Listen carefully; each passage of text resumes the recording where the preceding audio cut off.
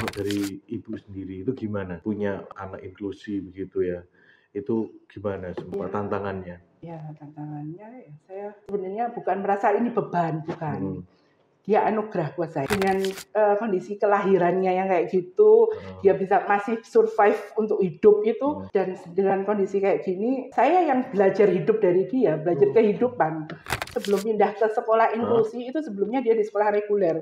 Itu saya harus tebal muka Oke. menghadapi ibu yang nggak terima katanya karena kenakalan ini. Saya harus menebalkan muka, menebalkan telinga menghadapi mereka yang punya anak normal. Nggih. Di balik itu saya juga harus membentengi saya dengan kondisi dengan mama-mama yang lain, dan saya harus membangkitkan kepercayaan diri dia, semangatnya dia. Iya, di situ harus semangat Harus ya, semangat Dok. ya. Memang itu harus dilewati ya, Bu ya.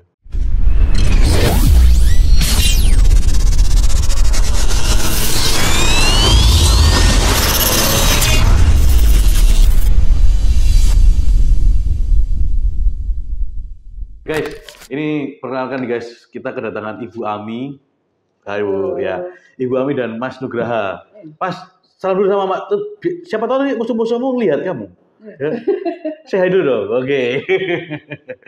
Nah, jadi guys, jadi Ibu Ami dan Mas Nugraha ini adalah beliau pernah masuk konten saya juga bersama Bu Titi, bener ya?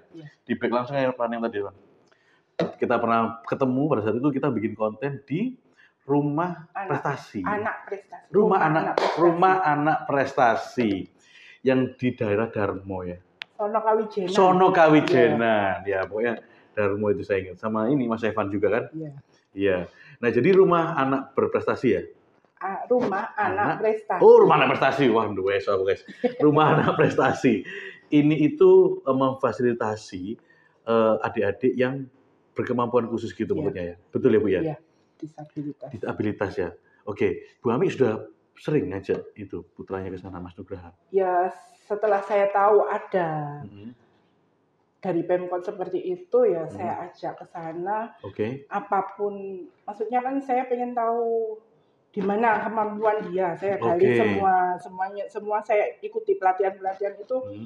Saya support dia meskipun ya kadang kan capek, males. Saya yang semangat dorong Mas Nugraha. Coba dia ikut musik ternyata saya nggak bisa memaksakan. Kalau moodnya pas jelek, dia nggak bisa dipaksa.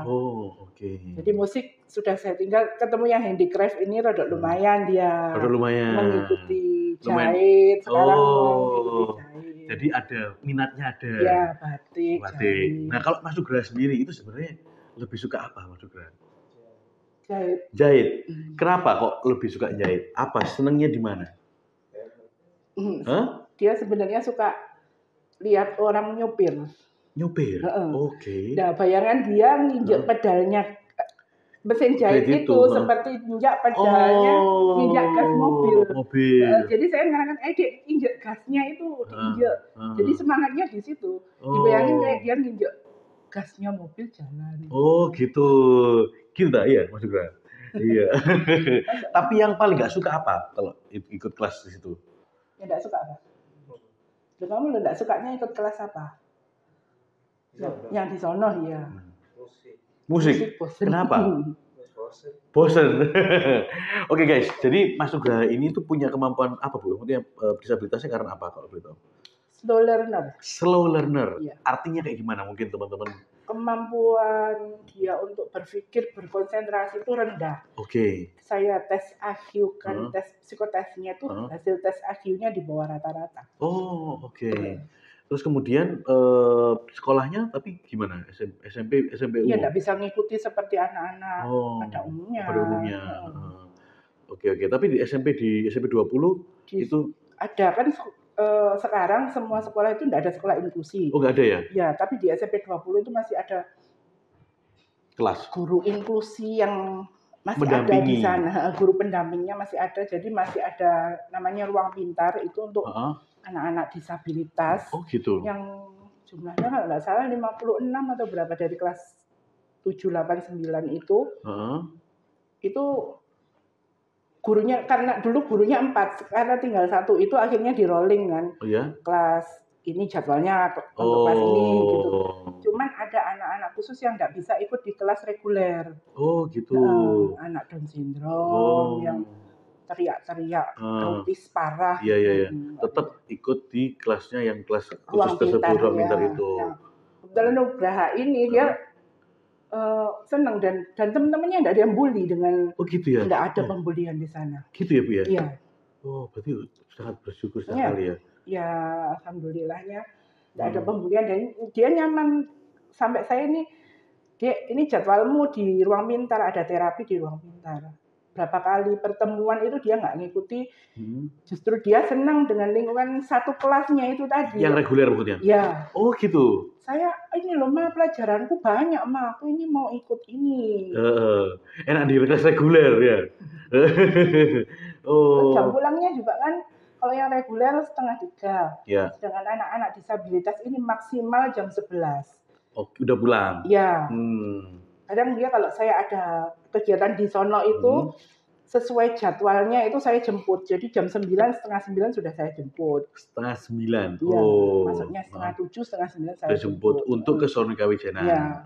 Karena gurunya juga memfasilitasi. Mereka bilang kalau memang ada kegiatan di luar itu lebih baik daripada akademisnya. Gitu. Jadi ya saya sebenarnya kan sungkan ya mau izin, bolak-balik izin gitu tuh sungkan. Terus ternyata kok gurunya mensupport kayak gitu, ya sudah saya seminggu berapa kali izin ke Sono Kawijanan. Iya, oke. Nah, berarti sekarang ini Mas Nugraha kelas 7. Kelas 7 baru masuk SMP. Iya. Kalau dulu tadi Ibu kan sempat bilang nggak ada bully-bulian di SMP. Berarti SD pernah apakah ada? SD karena SD itu masih ada ketika dia SD itu masih ada sekolah inklusi. Jadi anak-anak disabilitas ini di zona nyaman yang satu kelas itu memang anak inklusi toh. SD-nya. Iya. Oke. Sekolah inklusi ya ada reguler tapi dia ada bentengnya kelas inklusi. Jadi semua dimasukkan di kelas inklusi, tidak baur dengan yang lain. Nah, ketika peralihan dia ke SMP ini ternyata peralihan peraturan sudah tidak ada sekolah inklusi. Semua sekolah wajib menerima anak berkebutuhan khusus. Oh, gitu. Tapi memang sangat disyukuri bahwa tidak ada pembulian di sana. Ya. Itu guys, jadi Mas Nugraha gimana juga pasti makhluk ciptaan Tuhan ya. Nah, itu harus saya salut sama teman-temannya nih. Sahabatnya siapa di SMP? Temenmu siapa? Sahabatnya siapa? Sahabatmu satu bangku siapa namanya? Siapa namanya? Raka, say hi dulu. Raka, halo Raka. Siapa di Raka? Aku mau buat TV. Wah, aku buat TV Raka. Loh, kalau misalnya sekolah Mas Nugraha paling suka pelajaran apa kalau sekolah? Tadi kan kalau di Sono Kawijanan sukanya apa menjahit. Kalau sekolah sukanya apa? Sama apa? Yang keras. Matematika. Wangi lu matematika. Suka kamu? Apa? Udah bisa. Apa Bu katanya? Sudah bisa matematika berhitung dasar. Oh, matematika sama apa? IPS. Oh. Bahasa Inggris enggak? Iya, bahasa Inggris suka. Suka. Oh, iya. Oke. Tapi suka sekolah di kata Mama tadi lebih suka memang kelas reguler dibandingin kelas yang prestasi itu. Bener ya, Mas? Kenapa, Mas? Kalau boleh tahu kata Mas Nugraha. Kepingin bisa. Oh, jadi memang salut ya saya sama Mas Nugraha. Kadang kalau di perjalanan bareng saya gitu, tanya tentang kakaknya. Mbak itu sekolah reguler apa inklusi, reguler. Aku pengen sekolah reguler itu dia harus mau belajar, dia harus bisa. Nah ini sampai saat ini kan untuk baca tulis dia masih untuk baca itu belum lancar, dia ngejanya itu belum lancar. Pas liburan kemarin itu saya titir ada guru les yang tempatnya itu 45 menit dari rumah. Tiap hari PP saya lakoni untuk ngelesin 1 jam ke sana, tapi dia nyaman dengan gurunya itu. Dengan gurunya nyaman. Suka dia mau belajar. Nggak ada keterpaksaan, nggak ada tertekan di jalan pun nggak rewel. Happy.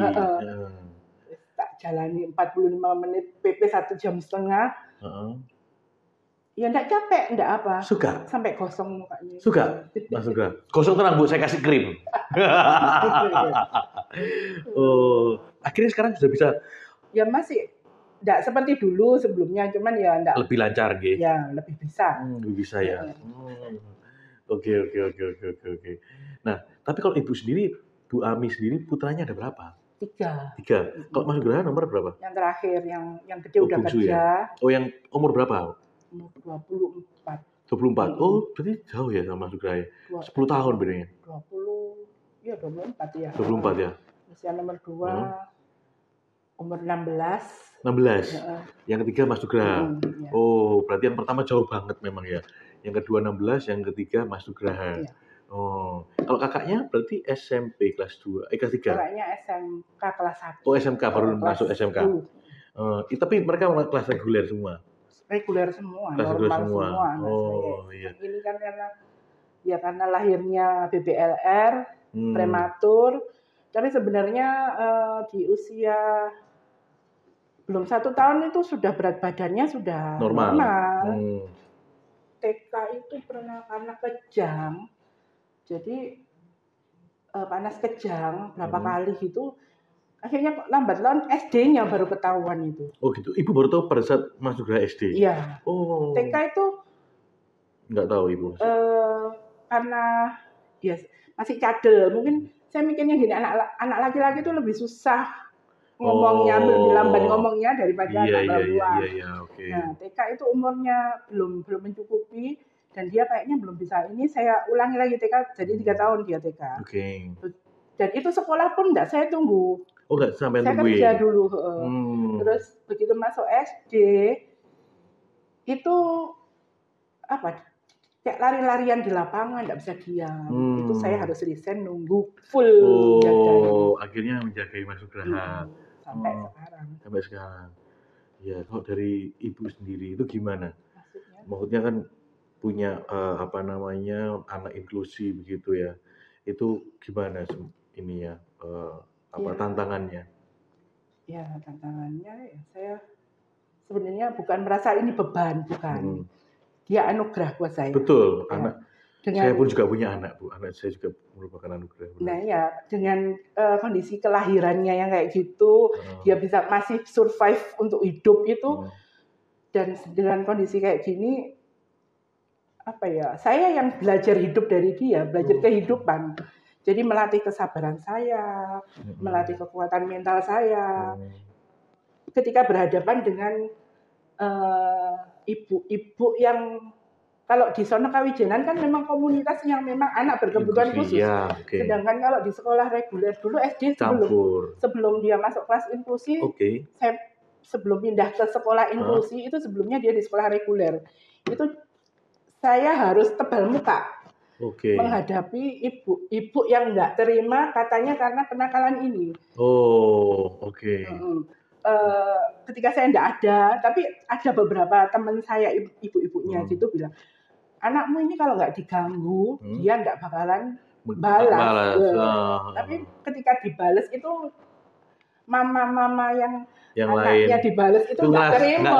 Ya. Padahal sebenarnya digarai duluan. Ya, kan kamu suka digarai ya teman-teman. Waktu dulu SD. Nah itu saya harus menebalkan muka, menebalkan telinga menghadapi mereka yang punya anak normal. Di balik itu saya juga harus membentengi saya dengan kondisi dengan mama-mama yang lain, dan saya harus membangkitkan kepercayaan diri dia, semangatnya dia. Itu yang ya tantangannya Bu ya. Tantangannya gitu kan juga kata-kata yang ada kata-kata yang menyakitkan tentang anak ini dari orang terdekat pun ada. Dari orang terdekat, bukan dari ibunya. Bukan, ya maksudnya orang terdekat saya yang bisa saya sebut ada. Tapi ya di situ harus semangatnya. Harus semangat ya. Memang itu harus dilewati ya Bu ya. Oke. Berarti Ibu tahu Mas Nugraha ini beliau ini punya prestasi khusus atau inklusi itu berarti pada saat SD kelas 1, kelas 2. Kelas 1, kelas 2. Ketika pandemi COVID itu langsung saya pindah Saya pindah langsung ke inklusi, yang ada guru inklusi. Tapi di saat itu Ibu sudah tahu Mas Nugraha memang inklusi? Saya teskan psikotes itu, ternyata hasilnya IQ di bawah rata-rata, itu kelas pertengahan kelas 3. Terus kemarin SMP, masuk SMP kan bawa tes lagi, itu masih segitu hasilnya. Di bawah rata-rata. Tapi yang Ibu lihat dari semangatnya Mas Nugraha apa sih? Semangatnya dia pengen belajar. Gitu ya. Tadi seperti contohnya tadi dia masih ingin masuk kelas yang reguler di inklusi. Pengen seperti teman-temannya, meskipun ya enggak di rumah, dengan lingkungan teman-temannya di rumah pun ya, ke masjid, pulang dari masjid, itu justru tetangga saya loh yang ngomong itu ke kakaknya, Mbak, adikmu tuh pulang dari masjid dilempar batu sama temennya. Oh gitu? Dikejar, dilempar, enggak cerita dia, sandal kadang disembunyiin, karena mengira anak ini apa ya, lain dengan dia, dengan sekitarnya. Tapi untungnya kalau di masjid itu bapak-bapak yang di masjid itu tahu support anak ini. Jadi ketika dia nangis, mau sandalku hilang, dicari besok. Terus di masjid pun dicari dulu. Itu ada di situ, nggak usah nangis dulu. Kemarin disimpan sama bapak, ngomongnya kayak gitu. Jadi dia disupport orang-orang, tetangga-tetangga saya pun juga tidak memandang dia beda. Iya. Sering digarai gitu ya sama. Iya. Bilang nggak boleh gitu. Kan semua punya sandal ya. Apa yang sandalnya di ini? Paling sandalmu bagus. Iya, sandalmu bagus paling. Nanti kalau sandalmu hilang, minta sama aku ya, tak kasih sandal. Hah? Sandal apa kamu minta? Tak kasih wes guan. Kamu tak kasih mau minta sandal apa? Sandal apa? Kamu berapa kali kehilangan sandal? Berapa kali? Berapa kali? Ya, ketemu dong. Ketemu. Kamu suka sandal apa? Tak kasih sandal wes, ayo. Tapi kamu janji gak boleh nangis nanti kalau kehilangan sandal. Itu orang iri sama kamu biar noeng. Dia nangisnya bukan karena kehilangan, takut ngomong ke saya. Takut dimarahi. Mempertanggungjawabkan barangnya tadi. Oh gitu ya. Ini bertanggung jawab banget anak ini. Berarti rasa tanggung jawabnya tinggi Bu ya? Sama kakaknya itu ya, dia berusaha melindungi kakaknya. Mbaknya itu berusaha dilindungi. Jadi kalau dimarahi mbahnya, yang diurus itu mbahnya. Jangan marahin mbak, urusannya sama saya. Melindungi kakaknya. Oh gitu. Iya Nugraha. Iya. Sayang ya sama kakaknya berarti. Kalau sama mama manggilnya apa? Mama. Kalau sama mama? Sayang ya. Peduli, empatinya tinggi dong. Empatinya tinggi ya. Kalau misalnya sebenarnya kalau dari Bu Ami sendiri itu tantangan yang paling berat itu pada saat momen apa sih? Bisa nggak cerita? Boleh nggak cerita? Ini untuk masa depannya ini, sekolahnya ini. Ya gimana? Bisa di sharing nggak?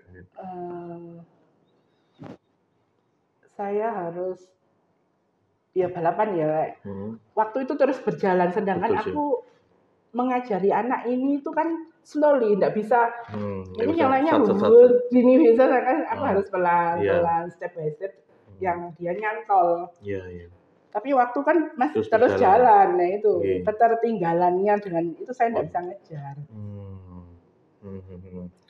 Berarti kalau momen-momen itu kan momen yang akan datang. Kalau momen-momen yang kemarin, kira-kira yang di saat apa mungkin Ibu sempat lagi di titik di bawah mungkin.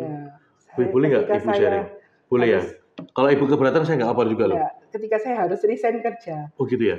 Menunggu dia itu 1 tahun mungkin ada masa transisi, saya bisa menerima, saya dari gadis belum nikah sudah kerja. Terus tiba-tiba saya kamu harus resign ngurusin anakmu. Nah di satu sisi kan saya kerja buat anak. Nah hasilnya anak saya kok kayak gini kan saya harus resign. Benar. Sedangkan saya ya punya ambisi kan. Saya di sekolah kan orang tua saya punya ambisi kepingin apa? Berhasil pengen punya karir sendiri. Gitu. Di situ membagi, saya harus resign itu momen saya ketika biasa bekerja dengan tidak bekerja itu yang sudah paling berat. Ya ada hampir 1 tahun lah saya masa transisi itu bisa menerima, legowo menerima. Itu baru di setahun ya Bu ya. Sekarang ya akhirnya mana cobaannya itu tempat kerja saya masih nyari saya. Oh gitu? Iya. Masih supaya Ibu kembali lagi? Iya, sampai akhir pandemi itu sebenarnya saya kerja. Sabtu tok aja Mbak masuk. Saya kan kerja di bridal. Sabtu tok aja Mbak masuknya. Nanti hari kerja biasa kalau ada freelance boleh bawa pulang. Oh, sampai gitunya? Iya. Oh, berarti Ibu suka jahit? Iya. Benar ya? Oh, berarti saya juga suka jahit. Oh. Berarti Ibu dulu nggak jahit baju pengantin gitu? Ya di bridal itu saya ini baju kebaya sewa buat wisuda, wisuda UC, Petra. Kampus-kampus yang mahal-mahal ya Bu ya? Di Citraland. Citraland itu. Daerah Citraland. Iya ya. Jadi memang setahun yang itu adalah masa-masa yang berat buat Bu Ami. Ya. Gitu ya Bu ya. Dan itu awal suami saya baru resign, suami saya kerja kantornya pindah ke Porong. Jadi LDR. Saya harus nungguin ini. Kadang-kadang dia masih suka kambuh panas kejang. Pernah di sekolah itu panas kejang ya. Saya kan nggak boleh panik dong kalau kejadian itu. Jadi harus tatak megang sendiri. Yang lainnya yang panik saya pokoknya anaknya tak deket, diem.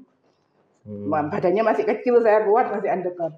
Sekarang segede ini, alhamdulillah sudah enggak ini. Tapi kalau momen yang menurut Ibu adalah membanggakan buat momen bersama Ibu bersama Mas Nugraha ini, momen yang bagaimana? Lebih banyak. Nah, saya minta yang momen yang paling Ibu suka. Yang paling saya suka itu tanpa saya minta, dia mengerti apa yang saya mau. Wah. Itu peka sekali berarti. Ya. Itu banyak, itu orang nggak peka. Beli peka di Indomaret nggak ada. Tanpa saya minta dia mengerti. Waduh, saya harus belajar sama Mas ini. Contoh kecilnya aja makan. Saya nggak minta diambilkan minum. Saya ketika saya makan, bawa gelas, Mama mau minum dingin. Sudah bawa gelas. Jadi actionnya dia untuk ini. Dan kalau saya marah, dia takutnya banget loh. Iya, Mas Nugraha. Kenapa? Medeni ta nek. Ojo kamu. Wedi aku juga. Oke, jadi itu yang momen-momen yang hal-hal kecil ya Bu ya. Justru itu jadi momen yang berarti buat Ibu Ami. Kalau momen-momen lagi yang lain mungkin Bu yang bisa di-sharingkan? Saya ngerti tanggung jawab di rumah. Kakaknya kan ngerti tanggung jawab juga ya tadi ya. Kakaknya ini kan barusan aja tinggal di Surabaya. Oh, sebelumnya di Porong. Kakaknya di Jawa Barat di Purwakarta ikut neneknya. Terus suami saya kan di Porong. Bapak saya sudah sepuh, sudah tua. Jadi untuk menggantungkan tanggung jawab laki-laki di rumah itu kan berat. Ke bapak berat. Ya dia akhirnya kalau mau tidur gitu ngecek pintu. Saya datang masih dengar suara motor di luar, turun buka pagar. Meskipun udah tidur? Ya enggak, di dalam dia di dalam. Ibu datang gitu, terus dibukain gitu. Itu dari kecil loh. Dari kecil ya? Dari TK sudah gitu loh. Oh, dari TK? Iya. Bukain. Padahal pagar saya tinggi. Kalau kayak gitu. Iya. Berarti dia sangat empatinya tinggi ya. Inisiatifnya juga tinggi ya. Berbagi, punya apa-apa itu dibagi. Kalau disuruh beli kue atau apa yang diingat kakaknya. Iya. Jadi beli enggak mungkin dia beli satu buat dia sendiri, enggak mungkin. Tapi ingat kalau misalnya berbagi boleh, tapi kamu makan dulu habis itu boleh dibagi. Jangan kamu kasih orang terus kamu kelaparan, jangan. Ya, jangan. Iya, jangan. Sama aja kalau di pesawat itu kamu harus pakai ini dulu. Kalau ada apa pakai napas bantuan dulu baru dikasihkan orang lain, ya kan? Jadi kamu boleh berbagi tapi kamu harus kenyang dulu. Oke, Nugraha? Tapi kalau Mas Nugraha, boleh tanya nggak? Mama itu gimana sih orangnya? Lu gimana lu? Apa medeni itu Mama?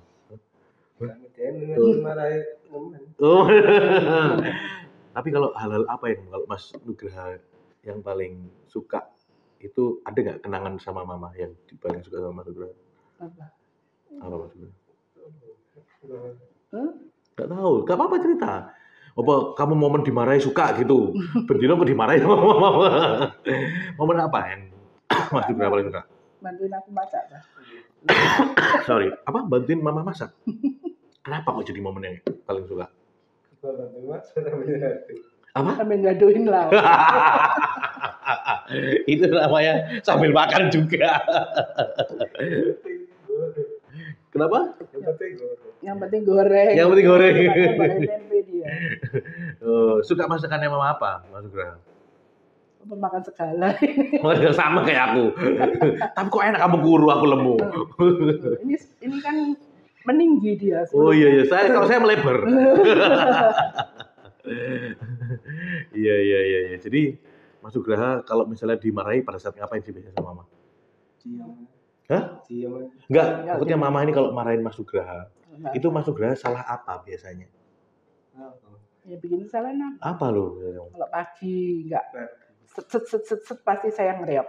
Kalau anak-anak enggak set. Saya pasti ngereok. Iya tak Mas Nugraha? Tapi kalau kamu dimarahin, diem aja? Enggak, ini diem. Pada saat saya marah diem. Beberapa detik kemudian ganti saya yang diomelin. Oh gitu, kok bisa gitu? Dan itu anehnya. Kok bisa gitu, Bu? Kalau dia emosional ngomel, itu ngomongnya jelas. Oh gitu? Intonasinya jelas. Lebih jelas daripada ngomong seperti ini tadi? Iya. Oh. Saya juga heran kok. Iso ya. Mas Nugraha, bilang dong sama mama, kira-kira bilang terima kasih soalnya mama udah support tuh sampai mama dulu udah keluar kerja. Coba ngomong kayak gimana? Yang dalam lubuk hatinya Mas Nugraha bilang ke mama. Apa? Diungkapkan perasaan mama nangis dulu sempat kerja terus habis gitu nemenin kamu tiap hari, supportin kamu tiap hari. Ada nggak kamu bisa ngomong apa gitu ke mama? Yang dalam mungkin selama ini kamu nggak berani ngomong, nggak bisa sungkan ngomongnya karena ada pasti seperti itu. Mungkin momen ini bisa menunjukkan sikap kalau ini. Sikap. Ya. Kalau boleh, kamu nggak bisa ngomong, tapi mungkin meluk mama boleh, atau cium mama juga boleh. Coba sih dulu kamu, aku ambil detok ini loh, nggak ada yang lihat. Bukan epok-epok ini, bujui kamu. Kamu sudah pinter gitu loh, slower mana pinter gitu. Apa kira-kira menurutmu ada nggak bisa ungkapin kata-kata nggak, Mas? Nggak ada. Ada nggak yang mau diomongkan gitu? Yang mungkin selama ini oh, mama terima kasih, mungkin kemarin-kemarin udah dibantuin terus, disupport terus. Atau kalau misalnya nggak bisa ngomong, dipeluk aja cukup. Karena orang tua itu sebenarnya nggak perlu ditunjukkan, tapi dipeluk, disayang aja sudah cukup. Apa? Kenapa? Ngawur. Apa? Dintuti? Usilnya banget itu. Iya, dintuti ya nggak apa-apa. Tapi yang selain itu, coba dipeluk mama, dicium tangannya deh kalau gitu paling nggak. Ayo. Apa? Juga jahit. Dicium mak masuk salaman ngono rek koyo ambek aku ae. Ayo dicium tuh tangannya, makasih. Gitu dong. Lho kok salaman koyo ambek koncoe. Arek kok. Baik-baik ya. Oke, Bu, saya mau tahu kira-kira ada nggak untuk misalnya ibu-ibu yang seperti Bu Ami ini banyak. Itu yang mungkin lagi fase yang pertama kali Ibu tahu kemarin. Makanya Ibu pertama kali kan tahu kan setahun Ibu berat banget. Itu ada nggak supaya teman-teman di sini biar Ibu bisa ngasih support ke mereka? Ya, banyak yang. Apa yang mereka harus lakukan? Ya. Supaya fase-fase itu dapat terlewati dengan baik, supaya dapat membimbing putra-putri yang inklusif. Di RAP itu yang masih anak-anak kecil, punya anak-anak kecil mulai tahap biasanya ikut terapi gitu. Ikut terapi. Nah, yang anak kecil yang kapan hari itu autis ikut musik itu bingung dia harus kemana, diarahkan kemana. Tapi ikut terapi di RSI kayaknya. Di RSI di Surabaya di RSI. RSI Wonokromo. Oh, oke. Tapi ya dia maksudnya di awal nanya sekolah inklusi bagaimana, itu bagaimana. Oh, gitu. Jadi Ibu menyarankan bagi teman-teman yang mungkin fase-fase pertama kali Ibu mengetahui kalau putranya itu inklusif adalah ikutlah itu namanya kelas-kelas pelatihan-pelatihan yang ada kalau di Surabaya di RSI gitu ya Bu ya. Banyak terapi di rumah sakit besar ada kok di BHC di Parangmenjangan. Jadi yang Ibu sarankan lah mereka ikut terapi. Ya, sedini mungkin. Ya. Oke, supaya apa? Ya supaya enggak telat penanganan. Iya. Kalau sedini mungkin kita tahu ya kayak anak DS aja lah. DS kan ada tipe-tipenya sedang, tinggi. Down syndrome maksudnya ya? Ya, Down syndrome. Itu kalau kita tahu sejak awal, itu bisa loh anak DS. Ada yang arahannya instruktur RAP anak DS. Itu sekarang jadi fotografer terkenal loh. Oh ya? Ya. Omai namanya. Oh gitu. Dia sering jepret kalau ada momennya ada Pak Eri atau apa gitu, ada Bu Risma itu sering instrukturnya itu posting di status IG-nya atau di apa ini jepretan Omai. Nah itu asuhannya itu ada, maksudnya dipegang tangan dinginnya instruktur itu tadi, anak-anak ada yang anak tunarungu itu sampai pameran ke Jerman. Oh gitu. Pameran apa Bu? Fotografi. Fotografer ya. Okay. Jadi saya ikutkan di RAP ini, saya berharap bertemu dengan tangan yang tepat. Iya. Supaya nanti lebih passionnya ini, minatnya lebih tertuju, begitu ya Bu Ami ya. Iya. Kalau tadi kan support dilihat dari segi anaknya yang Ibu sampaikan. Kalau disupport ke orang tuanya ini kan juga pasti yang tadi seperti Ibu bilang di pertama kali capek, terus kemudian kadang itu bisa apa enggak, pasti merasa down. Nah, ada nggak supaya mereka ini bisa termotivasi, apa sih sebenarnya supaya mereka bisa melewati hal-hal itu? Ya, kayaknya butuh komunitas yang di sekitaran kita, anak-anak berkebutuhan khusus. Iya. Itu kan memandang dari kacamata yang sama. Iya. Jadi empati dengan punya anak seperti ini. Inklusif itu. Ya, empatinya. Bagaimana? Ya. Beda kalau yang umum ya, punya anak normal reguler. Itu kalau memandang anak-anak kita, iya pasti itu kayak lain. Gitu lirik. Iya. Ya itu saya harap juga dari podcast ini mungkin teman-teman yang lain ya, sekali lagi ini semua tetap manusia, betul ya Bu ya. Tolong, ini Mas ini bisa kok tadi. Buktinya tadi dia bilang apa tadi itu sama saya tadi? Fast learner kok ini tadi.